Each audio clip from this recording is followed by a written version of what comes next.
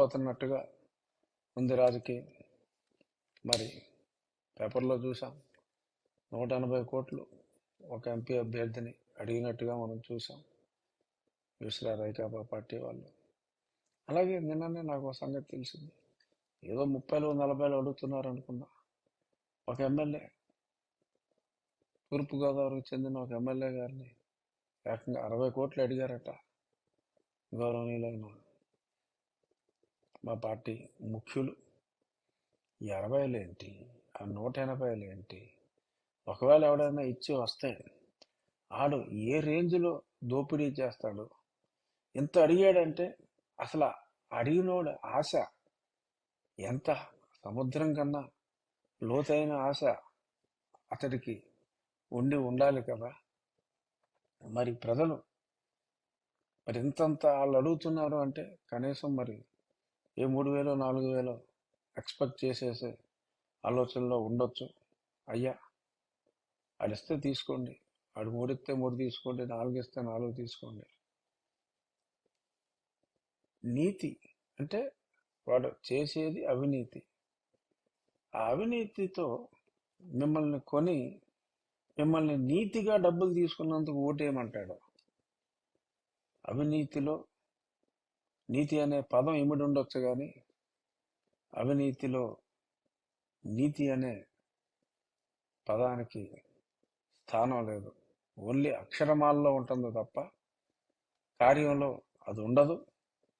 ఏ ఎదవైతే మీకు మిమ్మల్ని కొనుక్కుంటానికి వచ్చాడో గతంలో కూడా చెప్పా, ఆ సొమ్ము చేసుకోండి. అంతేగాని ఇచ్చిన ఆ మై సన్కి దయచేసి ఓట్లేయకండి. ఈ ఖరీదైన రాజకీయానికి ఫుల్ స్టాప్ వేద్దాం. ఏదో రకంగా అటువంటి సొమ్ములు అడిగి ఆదిలోనే రాజకీయాల్ని భ్రష్టు పట్టించాలని, అంటే ఒక క్యాండిడేట్ దగ్గర అంత డబ్బులు ఆశించి మీ మీదకి ప్రయోగిస్తే ఇంకా మిమ్మల్ని ఏ రకంగా అతను రాచి రంపాన పెట్టకపోతే అతనికి మనుగడ ఉండదు. మీరే ఆలోచించండి. సో దయచేసి అటువంటి వారిని, అటువంటి పార్టీల్ని,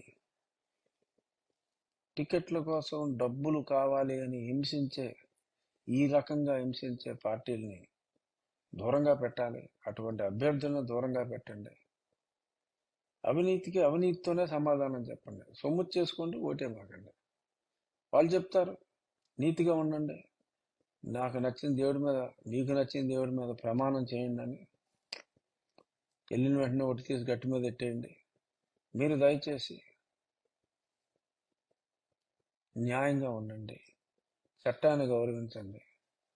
డబ్బులు తీసుకుంటే తీసుకోండి, కానీ దయచేసి ఓటేయొద్దని.